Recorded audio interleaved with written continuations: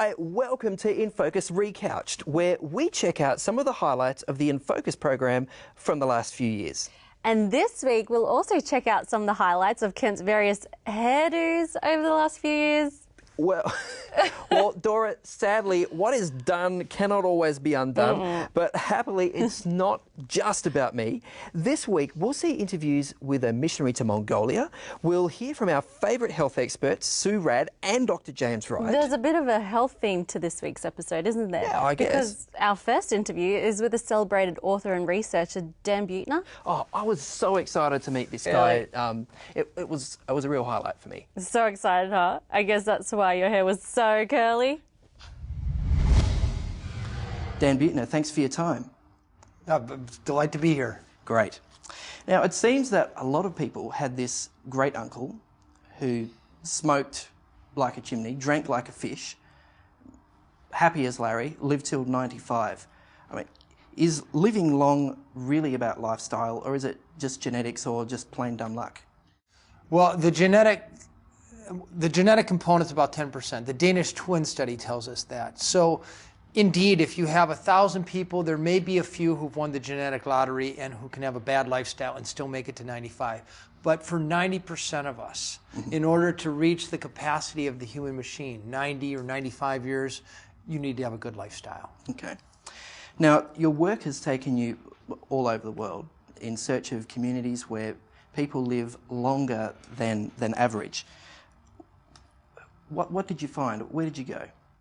We found 5 blue zones, one in Okinawa, Japan, another in Sardinia, Italy, a third in Ikaria in Greece, a fourth among the Adventists in Loma Linda, California. They outlive Americans by about 10 years. And then the fifth in the Nicoya Peninsula of Costa Rica. And we found that the same 9 things are happening over and over and over again, no matter what end of the planet you're on. Were there other communities where people live long? I mean, the Hunza Valley comes to mind in the Himalaya. People live there for a very long time. What was your criteria? Yeah, the Hunza Valley and Soviet Georgia and Vilcabamba Valley, they've all been debunked because there's no good records. We worked with National Geographic to find places where there are actually birth records and there are death records, and we were able to hire demographers who could do the math and correct for immigration and emigration. So I'll assure you the only 5 confirmed places were the ones I just told you. Okay.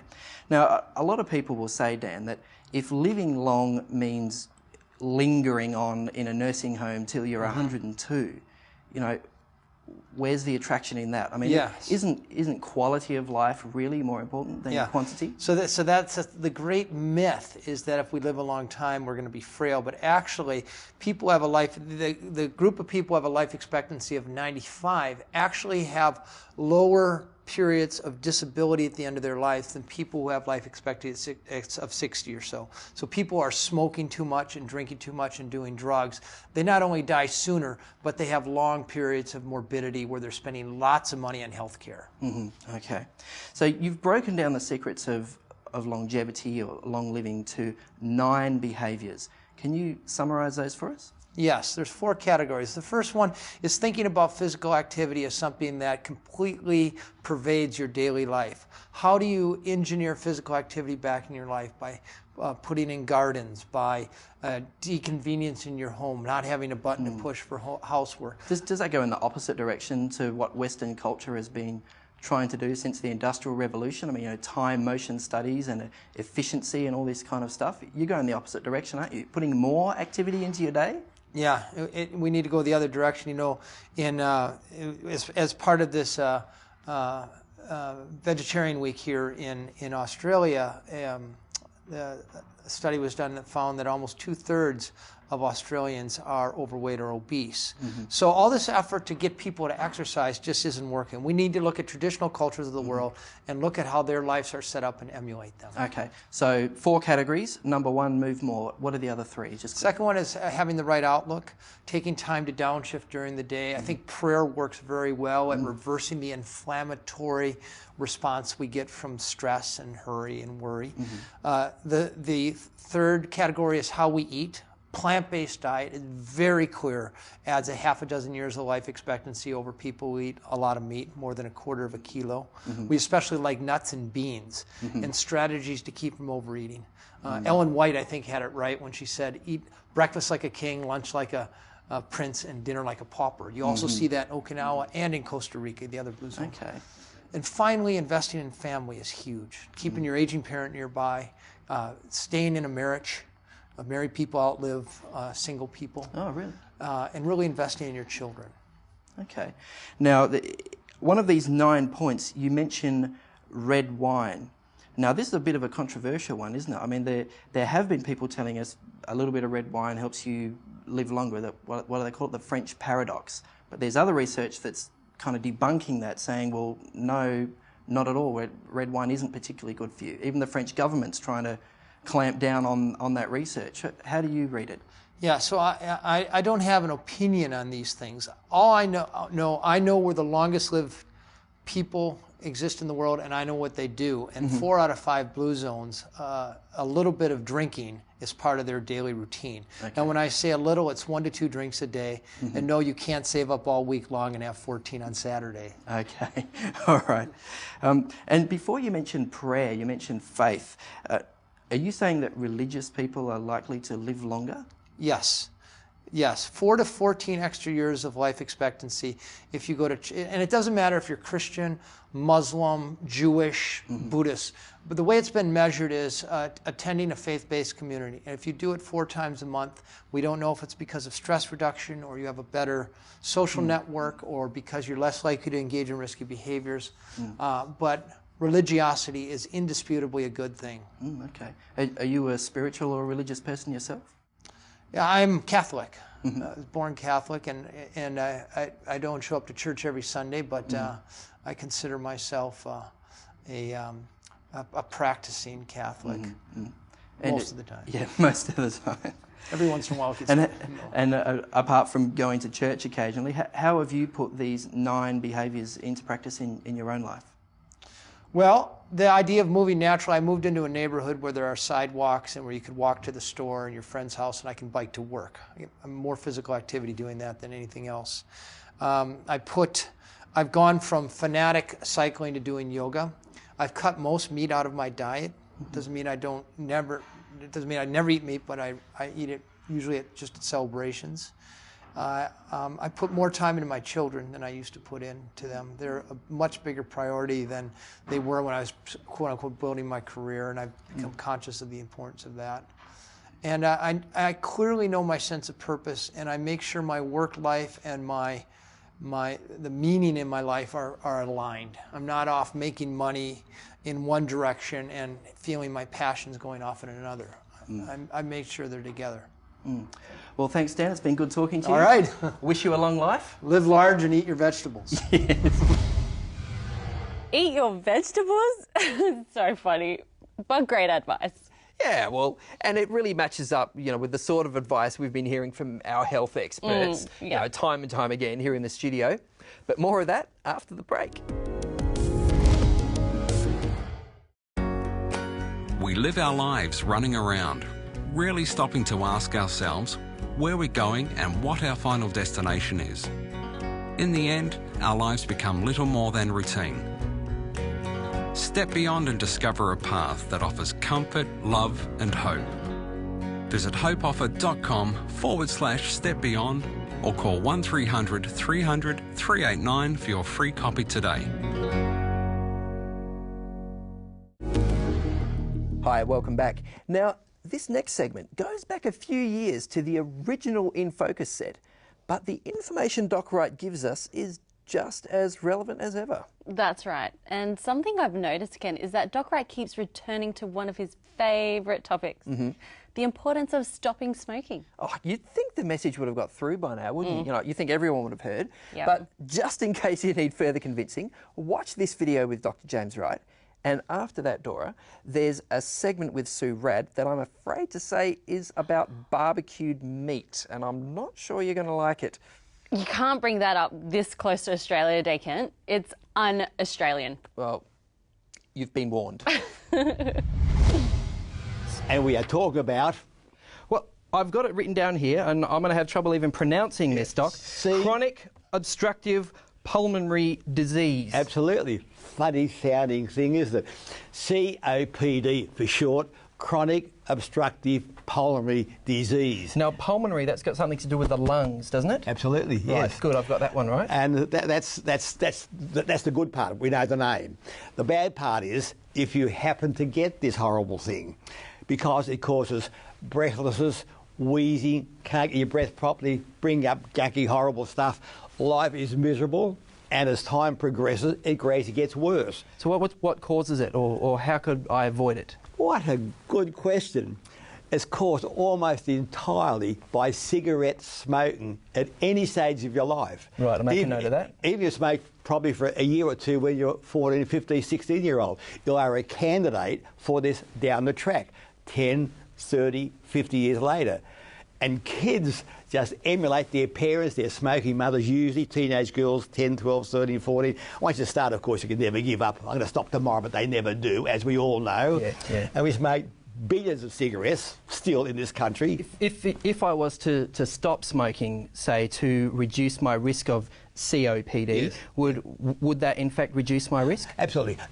It reduced your risk greatly, but not entirely. They thought once that after you stop smoking for 5 years that you're free from all these smoke-related things. That's what they thought at one stage. But according to their current medical journals, the Australian Family Physician, which doctors get and read just a few days ago, it says that whatever the smoking history is, it may lead to this later on. The more you smoke, the worse it is. If you give it up or don't smoke at all, that's great. So the less you smoke, the less the chance, the greater you smoke, and the longer period of years you smoke, the worse the whole thing is. And you often see guys walking around, probably in a wheelchair, dragging a little trolley with oxygen. Oh, the oxygen bottle. Yes. Yeah, dreadful.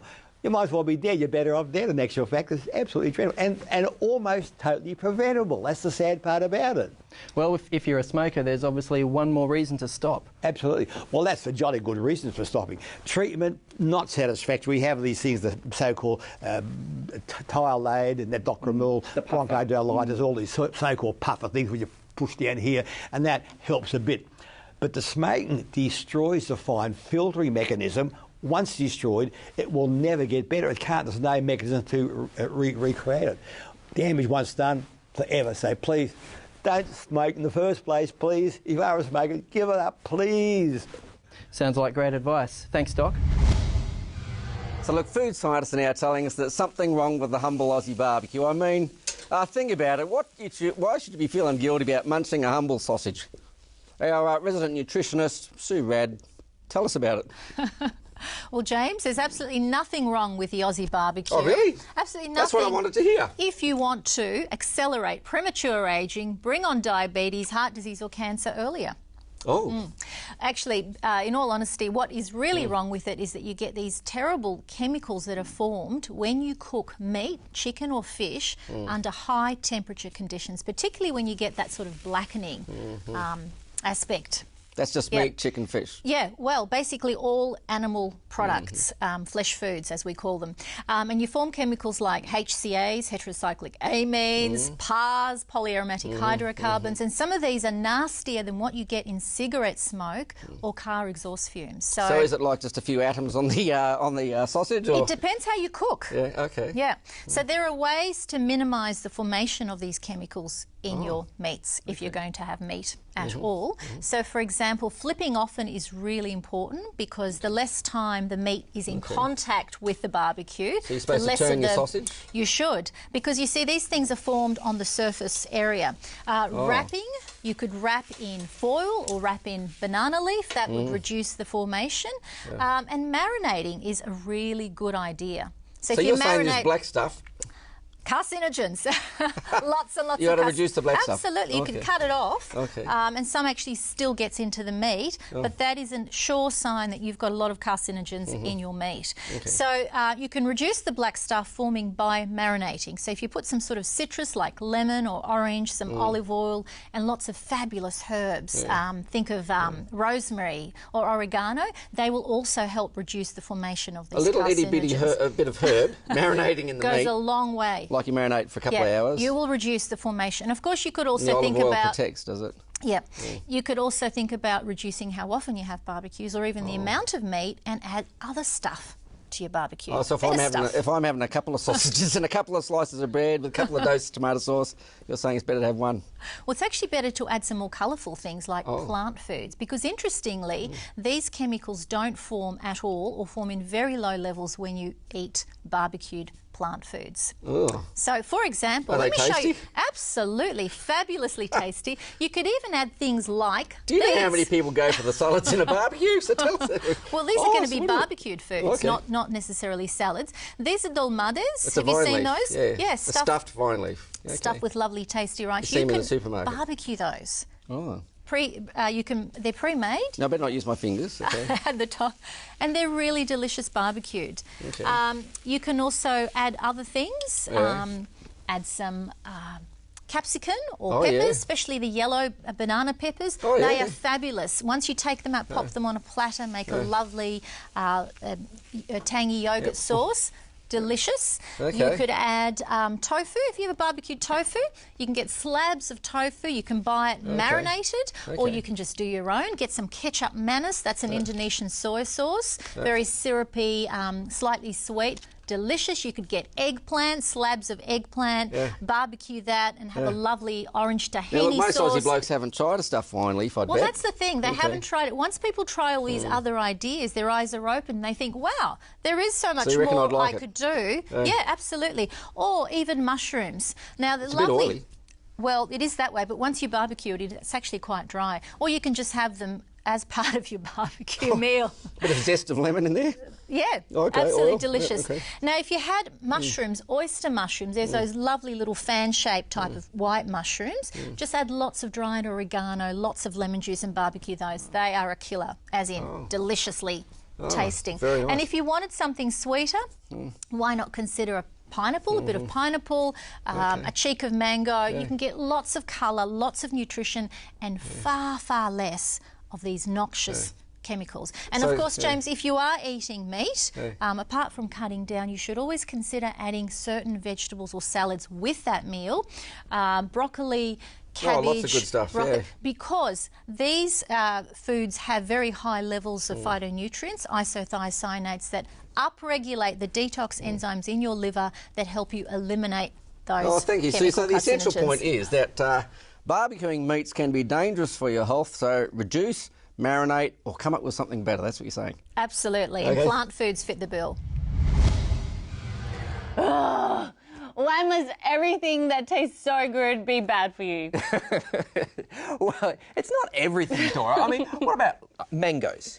Yes. Lychees, actually, you know, love all mangoes. those luscious tropical fruit. There's plenty of great stuff. I know, but, you know. Yeah, look, you do make a good point, I have to admit, but, you know, that is why I'm glad that we have people around like Sue Rad. Yes, she tells us, you know, this is bad for you, I'm warning you about that, and we need to know that. But she also gives us these incredibly tasty alternatives. And it's not all celery sticks and tofu, Dora. I know. What's that thing she says? Be as close to vegan as you can stand? Yeah. Well, don't go away. More InFocus Recouched coming up after the break. Planning your future can be a daunting task. What you want to do, who you want to be, and the road ahead can often be unpredictable. No one really knows what the future holds. Avondale. It's education designed for life. Hi, welcome back. Now, in this globalised world of ours, people are crisscrossing the planet seemingly from everywhere to everywhere. Yeah, but still, it was a bit of a surprise to us to meet a missionary from Brazil to Mongolia, of all places. Yeah. James Standish recorded this interview back in 2013. Now, most of our viewers, I'm going to be honest here, have probably not been to Mongolia. Sure. And I'm one of them. Where exactly is it located? And if you could just give us a little bit of an overview of what it's like to live in Mongolia today. You know, I think the viewers don't need to be worried about, because I was, like most of them, I was not aware of Mongolia at all when I heard about the possibility of going Mongolia. Mongolia is located north of China and south of Russia. And I guess, when we think about Mongolia, isn't that where Genghis Khan came from? So, and you think of the horses and the steppes and yaks and so forth. What's it like today? James, I would say that today, in many sense, it didn't change much. Okay. It's still Mongolia has the environment that you can read on the Genghis Khan books and all the history books. And as you go out of Ulaanbaatar, that is the capital city, you can see, the horses, you can see the herders, you can see the nomadic lifestyle in Mongolia that is still there. Now, you are actually from Brazil. Yes, that's right. So I can't imagine two more sort of disparate places. You're in right. Brazil, and you think of sort of carnivals and beaches and all that Tropical kind of stuff. Country, soccer games. That's right. Yeah. And you end up in Mongolia. Yeah. How did you end up going from Brazil to Mongolia? Look, I never really expect to be a missionary. I never expect to go overseas to work. Right. But as a pastor, as a spiritual worker, let's say, I made a commitment that goes where the Lord leads me. Right. So one day someone called me speaking English, and as the viewers probably are noticing, English is not my first language, and I could not speak the English. I could not speak the language. Finally, we end up talking personally, and I said, look, this is who I am. I'm willing to serve. I'm willing to help others, and if the Lord leads me there, I will, and I'll do my best. So I learned English, believe it or not, in Mongolia.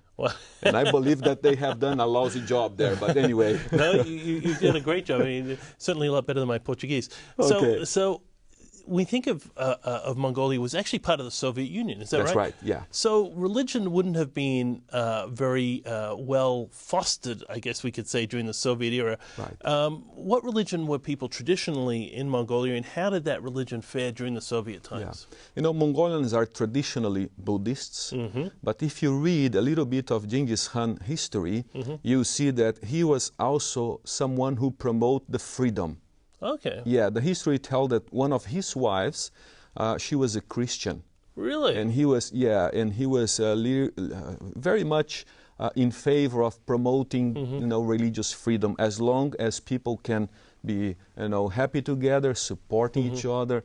There is this beautiful part of his history saying that he was someone who really like to promote religious freedom. So probably not a lot of political freedom, but at least some religious freedom. That's the right. Soviets roll in what, in the 1920? 1920, okay. Yeah. So what happened then? Probably, as you understand, and the viewers also know, the communist system is not much in favor of religion, promoting religion. So they destroy most of the monasteries. They kill a lot of the monks, the lamas. And basically the religion was suppressed, and people were not allowed. But in 1991, 1992, things changed, as we all know. The communism fell, and religion was brought back again. So here we are 20 years later, roughly. How is Christianity faring in Mongolia? Christianity at the beginning, when the Russians withdrew and went back, it was welcome. All Mongolians, they were with open arms, welcoming, foreigners, because they didn't went only to preach, not only to proselytize, they went there to help. Right. And they were running a lot of, community services and, health projects, education. So Mongolians were blessed by, the Christians from different countries of the world, and different religions as well. Nowadays, we can see a shift a little bit on this trend. Mongolia is becoming one of the mining capitals of the world. Right. If you read The Economist magazine, Newsweek, Time, or Forbes, you basically every month will read an article about the booming of mining in Mongolia. So people are now see opportunities, to have better life, to have better jobs, and somehow the mind was shifted a little bit from religion to work, to jobs, and to give something good for the family. And we need now, probably, I see it from our perspective, find new ways, you know, to interact with them and to present Christianity, you know, to them. So if you had a message that you'd like to give to the church writ large, particularly in this area of the world, what would it be? James, first, I want to acknowledge the help we have received from Australian people. Really? Yes. From basically the last 7 years, we have been blessed by many teams, I would say probably about 30 teams coming to Mongolia. Some of these teams for a long-term commitment, some for a short-term commitment. But we just want to acknowledge, you know, the help we have received from them. And I would say if anyone who is watching us, you know, right now, have a passion in the heart to reach out, you know, to do something, it does not need, you know, be related to, you know, studying Bible. It can be, you know, digging wells for the community. It can be teaching English for the kids, running. We have a group going there for a children camp. We have teams going there and helping the community, for example, building gears for poor people. Right, and that's the kind of a house that they live in. Exactly, that's the tent, round tent where Mongolians live. Health activities. We run health, diabetes training, and many other activities are run by these Australian groups. And recently, the Seventh-day Adventist Church renewed their commitment to keep helping us in Mongolia. So this is the Adventist Church in Australia. Exactly. Has this sort of partnership arrangement. Exactly. Okay, From the last 7 years, the Seventh-day Adventist in Australia is heavily committed to help Mongolia. And our plan now, James, is to build community centers. Okay.